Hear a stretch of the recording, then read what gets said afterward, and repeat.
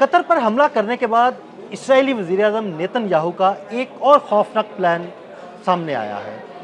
उन्होंने कतर पर हमला करने के बाद पाकिस्तान का 2 दफ़ा नाम लिया है। वो आखिर क्या करने जा रहे हैं? आमिर रज़ा मेरे साथ मौजूद हैं, उनसे बात करते हैं। आमिर भाई, कतर पर हमला कर दिया नेतन्याहू ने, उसके बाद नेतन्याहू ने एक तकरीर की, उसमें 2 दफ़ा पाकिस्तान का ज़िक्र किया गया। आखिर ऐसा क्या कहा गया और क्या इस्राएल की नज़रें अब पाकिस्तान पर हैं?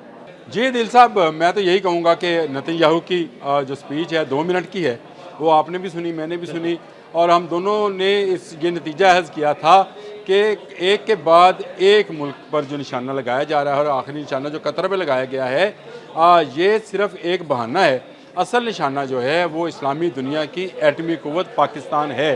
और नेतन्याहू ने अपनी 2 मिनट की तकरीर में 2 दफ़ा पाकिस्तान का नाम लिया और एक ऐसा जवाज़ गढ़ा कतर पर हमले का जिसका कोई सर मुंह पैर नहीं है। यानी ये मैं नहीं कह रहा, इस वक्त इंटरनेशनल मीडिया इस पर उनकी खल्ली उड़ा रहा है कि वो जोड़ रहे हैं एक वाक़ये को।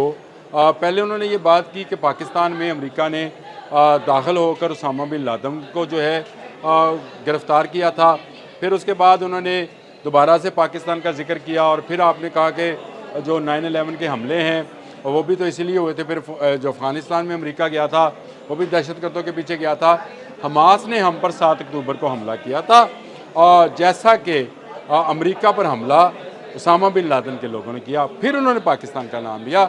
आज कल ये बंदा उठते बैठते तस्वीर पड़ रहा है पाकिस्तान की, और उसकी बुनियादी वजह यह है कि इनकी प्रॉक्सी वार जो कि मई में भारत लड़ रहा था, इनके थिंक टैंक्स, इनके टेक्नीशियंस, इनके ड्रोन्स, इनके असला, इनके वेपन्स, ये सब उस वक्त भारत में मौजूद थे। भारत में कौन कौन से अड्डे थे, अगर किसी दिन कहेंगे मैं उसकी भी तफसील आपको बता दूंगा कि 11 कौन से पॉइंट्स थे पुलवामा से लेकर जलंधर तक, जहां पर इजराइली टेक्नीशियंस और इजराइली लोग जो हैं बैठकर उस जंग को ऑपरेट कर रहे थे।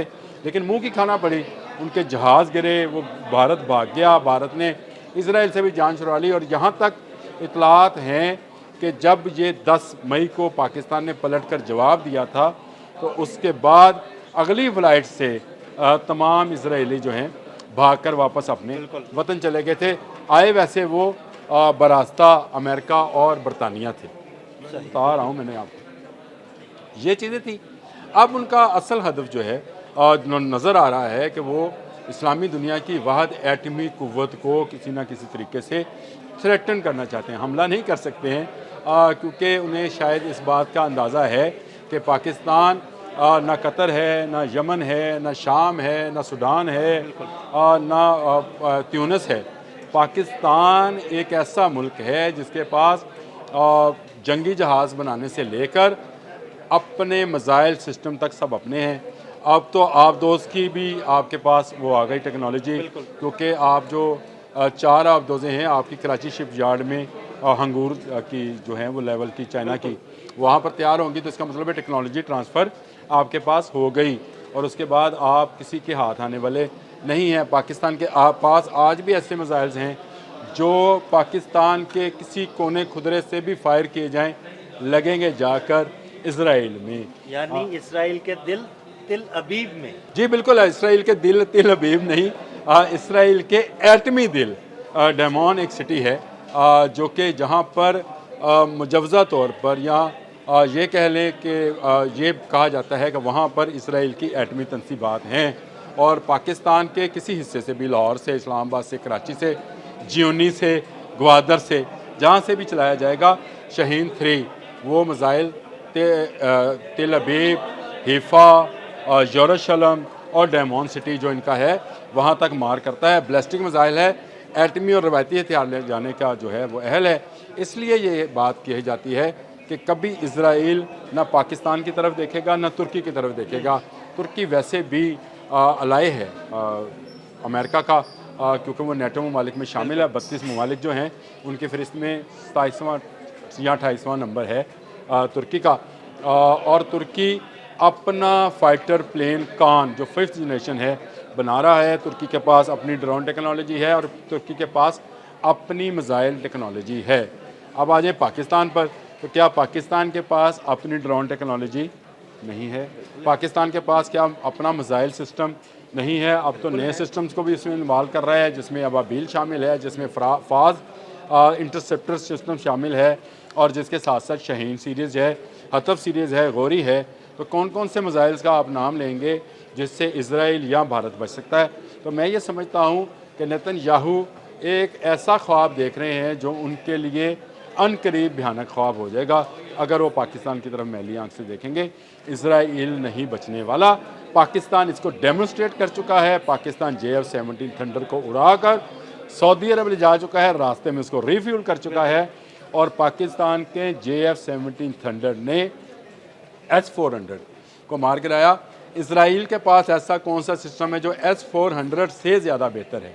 इस वक्त दुनिया का माना हुआ अगर कोई इंटरसेप्टर मौजूद है तो S-400 है, जो कि रशिया का तैयार करता है। इसराइल के पास क्या ऐसी टेक्नोलॉजी, अगर उसके पास ऐसी टेक्नोलॉजी भी होती तो वो तो ईरान से उड़ने वाले फतह मिसाइल को ही रोक लेता। गिरे तेल अवीव में उसको गिराया तो कतर की उस एयरबेस से जिस पर अमेरिकन बैठे हैं, उन्होंने वहाँ से इंटरसेप्टर्स को उड़ाया था और इसराइल को बचाया था, और उसके बाद B-52 बम्बार लाने पड़े। तो मेरा नहीं ख्याल कि पाकिस्तान जो है उसकी तरफ इसराइल इतनी आसानी से हमला करने का सोचेगा। मई में हमने 2 मुल्कों को यक वक्त एक हमने व्लॉग किया था, आपने और मैंने, आपसे मैंने कहा था एक मुल्क को शिकस्त दी, भारत को शिकस्त नहीं दी है। हमने 2 ममालिक की टेक्नोलॉजी, 2 ममालिक के टेक्नीशियंस और उनके फ़ौजी थिंक टैंक को शिकस्त दी, एक भारत एक इसराइल। और आज अगर वो कतर और यमन और हौसी बागियों का नाम लेकर हमला कर रहा है तो यकीन माने पाकिस्तान उसको कभी ऐसा मौका नहीं देगा। इससे पहले कि कोई जहाज़ तेल अवीव या किसी फ़ौजी अड्डे से उड़े, वहीं पर उनको मार दिया जाएगा, गिरा दिया जाएगा।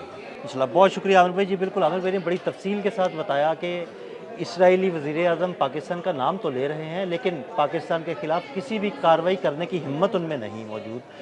आमिर रज़ा और अदील अहमद को इजाज़त दीजिएगा। अल्लाह हाफ़िज़। जी बिल्कुल, इसराइल के दिल तेल अवीव नहीं, इसराइल के एटमी दिल डैमॉन एक सिटी है जो कि जहाँ पर मुजवज़ा तौर पर या ये कह लें कि ये कहा जाता है कि वहाँ पर इसराइल की एटमी तनसीबात हैं, और पाकिस्तान के किसी हिस्से से भी, लाहौर से, इस्लामाबाद से, कराची से, जियोनी से, ग्वादर से, जहाँ से भी चलाया जाएगा शाहीन 3 वो मिसाइल तेल अवीव, हिफा, यरूशलेम और डैमॉन सिटी जो इनका है वहाँ तक मार करता है। बैलिस्टिक मिसाइल है, एटमी और रवायती हथियार ले जाने का जो है वो अहल है। आज कल ये बंदा उठते बैठते तस्वीर पड़ रहा है पाकिस्तान की, और उसकी बुनियादी वजह यह है कि इनकी प्रॉक्सी वार जो कि मई में भारत लड़ रहा था, इनके थिंक टैंक्स, इनके टेक्नीशियंस, इनके ड्रोन्स, इनके असला, इनके वेपन्स, ये सब उस वक्त भारत में मौजूद थे। भारत में कौन कौन से अड्डे थे, अगर किसी दिन कहेंगे